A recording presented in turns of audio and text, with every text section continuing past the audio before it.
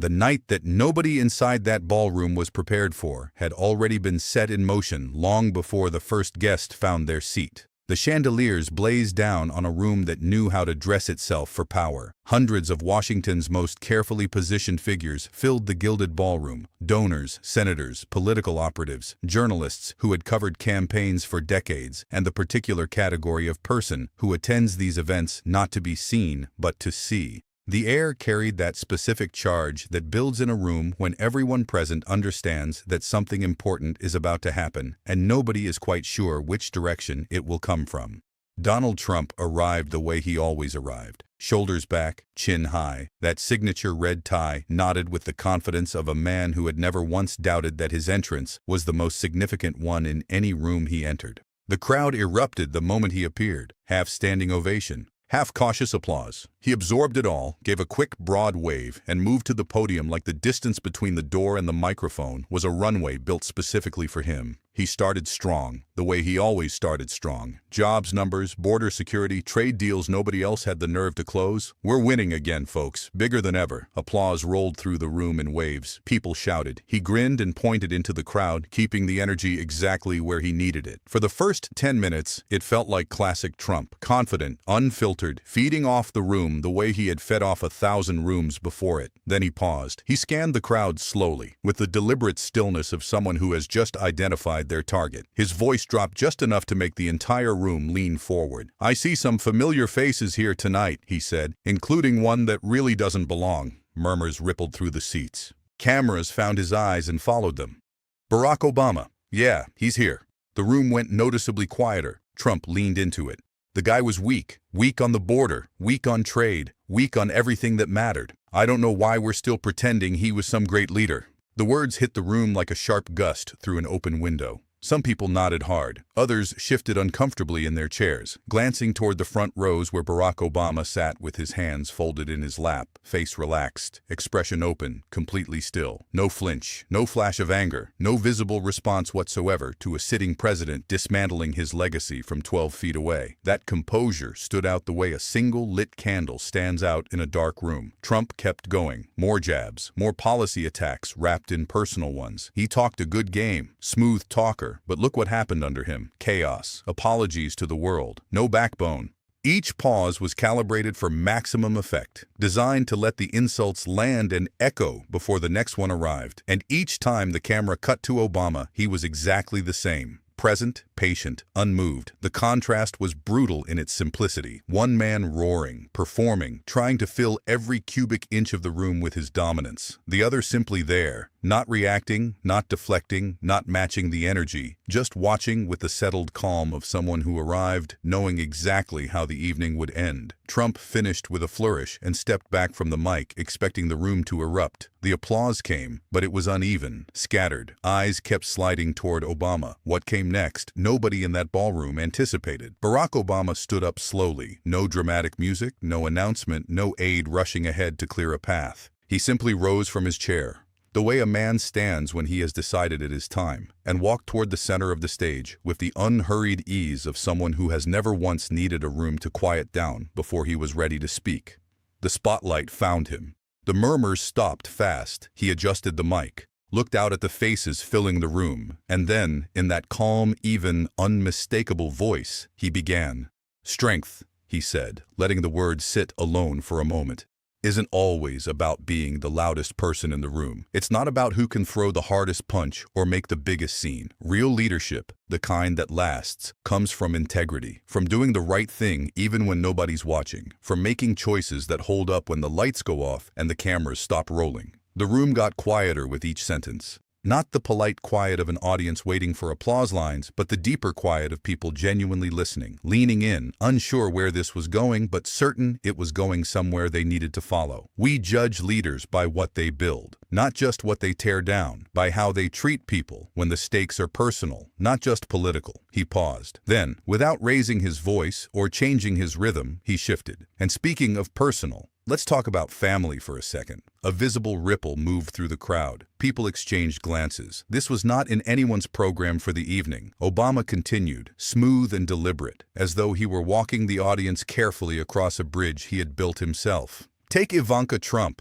Back when she was 24, she was everywhere. Vogue covers, Fashion Week, runways, interviews, non-stop, America's Golden Girl. Then almost overnight, she disappeared. No goodbye tour, no real explanation. Just gone. He didn't rush it. He let that settle the way a stone settles in still water before the rings start forming. The official line was that she needed a break, personal reasons. Most people accepted it. Why wouldn't they? But if you look at the timeline, really look at it, things start lining up differently. Cameras zoomed in. The room was absolutely still now. Her public appearances stopped cold for months. Photos from that period show subtle changes. The way she carried herself, the clothes chosen with a specific purpose. The media called it a style phase. But when you match those dates to what came next, a different picture starts to form. He reached into a folder on the podium. The room went dead quiet. He held up documents, scanned pages, old letterhead, signatures visible even from the back rows. These came from legal proceedings. This one is a paternity acknowledgement form, dated right after Barron's birth. Ivanka Marie Trump listed as biological mother. Donald J. Trump listed as father. He turned the page toward the nearest camera. And right here, his signature, clear as day. The giant screen behind him zoomed in tight. The signature was unmistakable. Big, bold, the way he always signed everything. For a full, frozen second, the ballroom held its breath. Then it shattered. Gasps broke from multiple sections simultaneously. People stood halfway, sat back down, stood again. Phones that had already been recording shook in suddenly unsteady hands. The murmur that started in the front rows spread backward like a lit fuse moving through a crowded street. Obama continued, his voice never rising above its measured, conversational register, plain and direct, stacking each piece of evidence on top of the last with the patience of a man who had waited a long time to say this and was in no hurry to rush the ending. The timeline matches exactly. Ivanka vanishes from public life at 24, right at the peak of her career. 9 months of near total absence. Then almost to the day, Melania steps out holding a newborn, Barron. The family announces him as Donald and Melania's son, but the pieces don't fit that way. Old photos filled the screens. Ivanka before the absence, slim and commanding on a runway. And then a candid shot from months later, caught outside a private clinic. Coat pulled tight, posture different, face half hidden. The dates beneath both images told their own story without a single word of commentary needed. I've spoken with people who were there, staff, medical professionals, people who signed NDAs but kept records. They describe a planned private delivery, a false name on the paperwork, extra security, no press, no leaks, everything locked down tight. At that word, locked, Trump shifted on his feet near the edge of the stage. His face had begun changing in real time. The smirk, the quick comeback energy, the constant readiness, all of it was draining away, being replaced by something none of the cameras had caught on his face before. He looked genuinely lost. His hands found the edge of a chair and gripped it. His eyes moved from the screen to Obama, to the crowd, back to the document blown up 20 feet behind the podium. He opened his mouth. Something started in his throat, but what came out was a rough cough instead. No punchline, no deflection, just the stunned silence of a man who has spent his entire public life never running out of words, running out of words. The audience exploded, not in celebration, in something more raw and complex than that. Shock, disbelief, the vertigo of watching a story you had been told your entire political life suddenly shift its weight beneath you. Trump shot up from his seat. He moved toward the podium with the energy of something coiled and released. Face flushed deep red, veins visible at his temples, shoving past an aide who reached for his arm without quite catching him. "This is a lie!" His voice cracked the noise like thunder. "A total fabrication, fake news, crooked Obama pulling another hoax right here on live television." He jabbed a finger at the screen. "That paper is forged, probably cooked up in some basement. This is political sabotage, pure sabotage from the radical left." The room erupted in competing waves, some cheering him, some shouting back, some just frozen in place, watching one of the most surreal live broadcasts in the history of American television unfold in real time. Trump kept moving, pacing now, voice breaking at the edges in a way it never broke. "I built this family. I protected this family. Nobody is going to come in here and rewrite my life with made-up garbage. Obama, you're done. You hear me? Done." His usual confidence was there, somewhere underneath, but it sounded frantic, hollow, like a man throwing his full weight against a wall that wasn't moving. Then the side door of the stage opened. A man in his mid-50s stepped into the light. Gray hair, dark suit, the tight face of someone who had made a decision that was going to cost him something significant, and had made it anyway. He stepped to a second microphone that had been quietly positioned off to the side. "My name is Michael Santos," he said, his voice steadier than his hands. "I worked for Mr. Trump for 12 years, personal aide, scheduler, close enough to hear things nobody else did." Trump froze mid-step. Santos reached into his jacket and produced a phone. He held it up and hit play. The audio that came through the speakers was grainy but clear enough. Trump's voice, younger but unmistakable, carrying the absolute authority of someone who had never once expected to be recorded in this particular moment. "Listen, we handle this. Quiet. Ivanka had the kid. It's done. Melania is taking him public as ours. Nobody talks. Not a word. You leaked this. You're finished. Family, career, everything."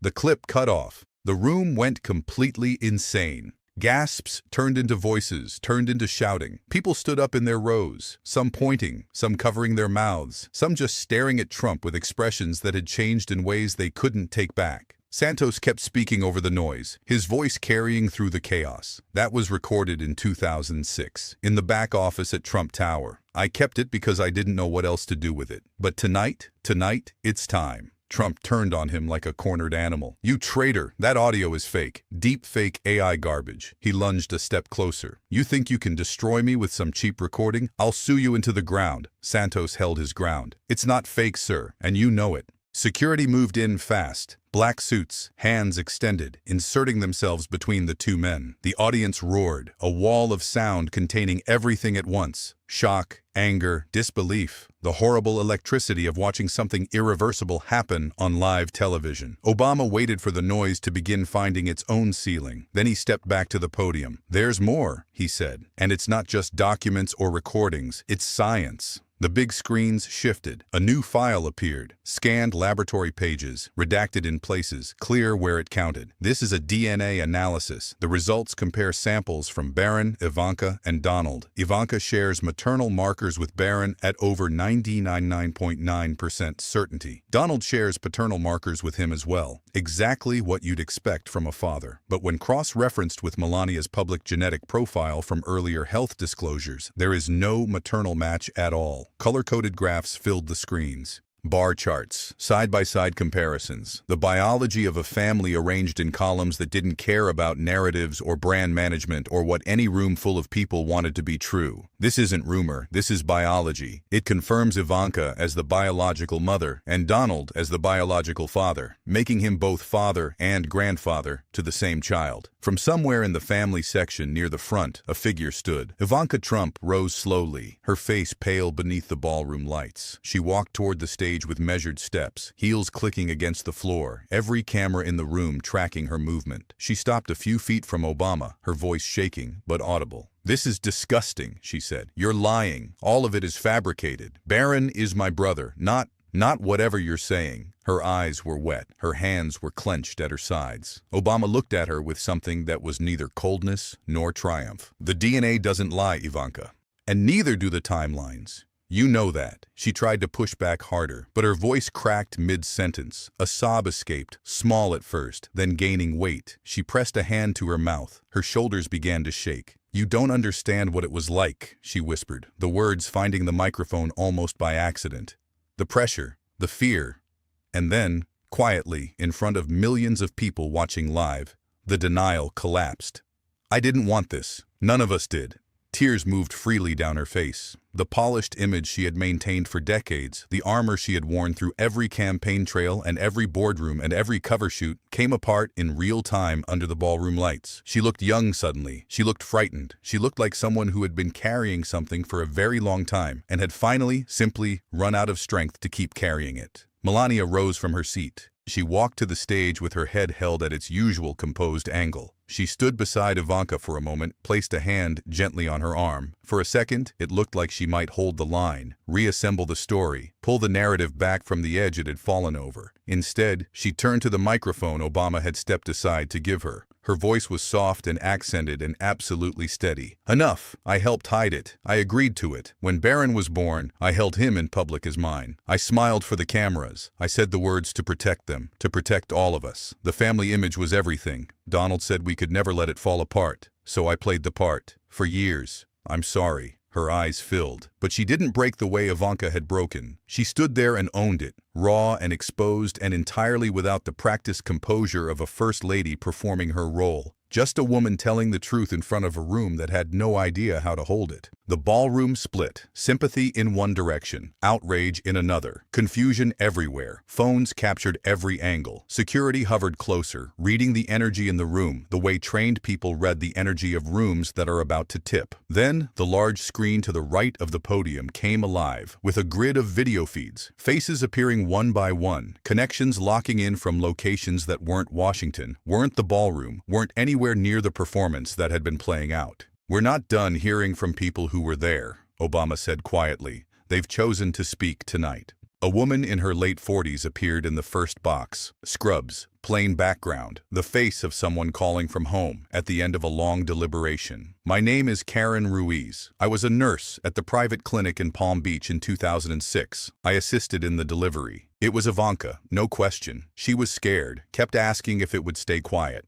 "We signed NDAs, received payments to disappear for a while. The baby was healthy, a boy. They took him away quickly. Melania was waiting in another room." Before the room could fully absorb that, a second feed appeared. A man in a suit, former legal counsel demeanor. "Robert Klein. I handled paperwork for the Trump Organization legal team at the time. I drafted the confidentiality agreements, paid out 6 figures to staff who knew anything. Cash transfers, offshore accounts. Total blackout was the goal. I kept copies. More feeds, one after another. A security guard who had stood outside the delivery suite. An admin who had processed the false name admission forms. A doctor who had described signing a silence agreement in a hotel corridor with an envelope of cash pressed into his hands. The testimonies overlapped just enough to feel unbreakable. No one contradicted the others.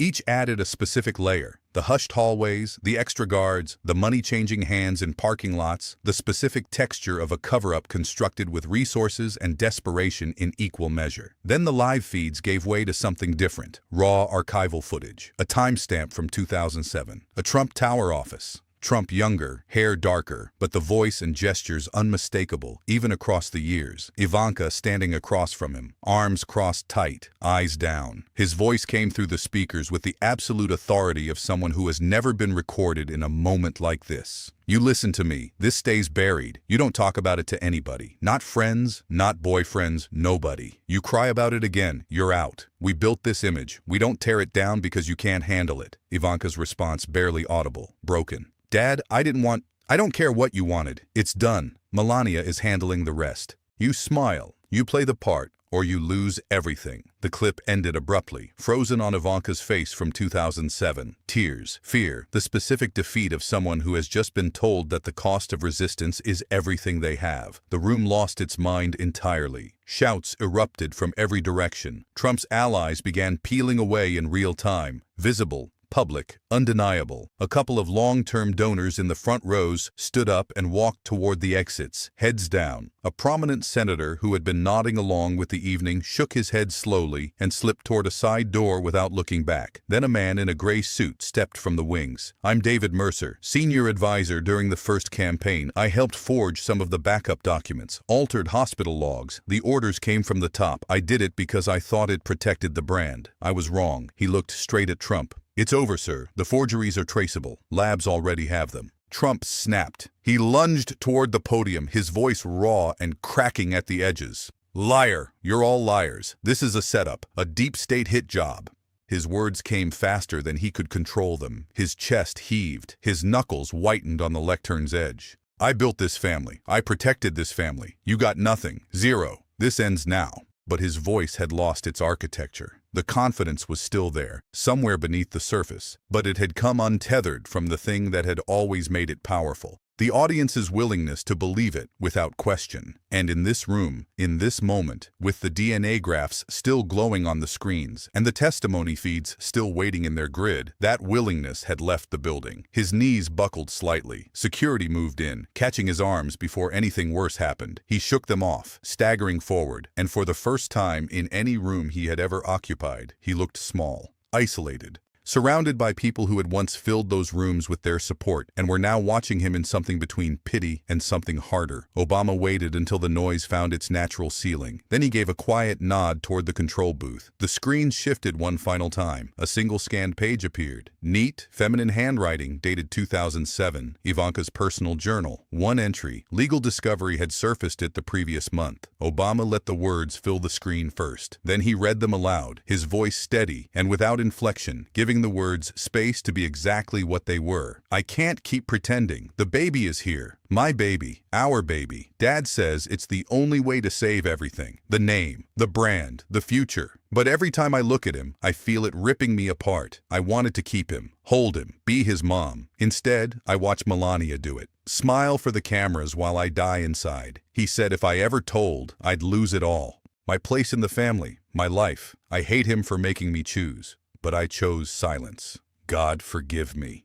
The room went pin-drop quiet for a single, suspended beat. Then it shattered completely. Trump's mouth worked open and shut without producing sound. His eyes locked on the screen like it burned him. Ivanka dropped her head into her hands. Melania reached out toward her and then stopped, her face pale, some final internal calculation finishing itself. Real-time polls appeared on the secondary monitors. Network feeds ran flash surveys. Do you believe the evidence presented tonight? Numbers began at 35% yes and climbed to 62% in under 2 minutes. Has your opinion of Donald Trump changed? 78% said yes, and the direction was not in his favor. Hashtags were already trending worldwide. Clips were already moving across every platform faster than anyone could track. Then the main screen went quiet, and a single video feed replaced everything else. Simple, no production value. Just a young man, 19 years old, tall, serious, sitting in what appeared to be a quiet, private room somewhere far from Washington. Barron Trump looked directly into the camera with clear, steady eyes. I've watched everything tonight, he said, his voice low but firm. I've known for a long time. Ivanka told me when I was old enough to understand. She cried the whole time. He paused, swallowed. I support this coming out. Not to hurt anyone, to heal. We can't keep pretending. The family is broken because of secrets, not because of truth. Ivanka deserves to be seen as my mom, not my sister. And my dad needs to face what he did. I love him, but love doesn't mean covering things up. I'm doing this for us, for healing. No more silence. The screen went dark. The emotional weight of those words hit the ballroom like something physical. Ivanka's sob echoed through the microphones. Unguarded, undeniable. Melania finally broke, tears moving silently down her face as she pulled Ivanka into an embrace right there in front of every camera in the room. The audience, already operating beyond its capacity to process what it was witnessing, erupted again in something that had moved past shock into genuine grief. For the women on that stage, for the young man who had chosen truth over silence, for whatever version of the family story they had each, in their own way, carried for years. Trump stood alone near the edge of the stage, his security team close, his allies gone or going, his face blank in a way that had nothing to do with composure and everything to do with a man watching the architecture of his entire public life. The image, the brand, the story, the dominance, dismantled piece by documented piece in the space of a single evening. He didn't say another word. He turned and walked through a side door, aides scrambling after him. No final speech, no comeback, no last act of defiance to give the room something to argue about on his terms. Just gone. Obama stood at the podium. He let the chaos breathe for a long moment. Then he leaned into the microphone one final time, his voice carrying clearly across the noise. Truth doesn't need volume, he said simply. It just needs to be said. Power fades when it's built on lies. Tonight, the truth was said. He stepped back. The room kept going without him. The noise, the tears, the fury, the fracture lines spreading through everything that had been constructed to look unbreakable. Outside the ballroom, the world was already catching fire. Clips moved across every platform simultaneously. Networks cut to emergency coverage. By morning, federal investigators had received calls. Congressional offices were drafting statements. New witnesses were already contacting journalists with fresh pieces of a story that was no longer contained by anything. Not NDAs, not threats, not the considerable machinery that had spent years keeping it exactly where it had been. The perfect family image that had been sold to America across decades of cameras and book deals and campaign rallies and carefully arranged holiday photos lay in fragments on a ballroom floor in Washington. Secrets don't protect forever. They simply delay the reckoning. And when they finally break, When enough people in enough hallways have carried enough weight for enough years, the fallout does not ask permission. It does not wait for a convenient moment. It arrives exactly when the evidence decides it is ready. And in that ballroom, on that night, the evidence had decided.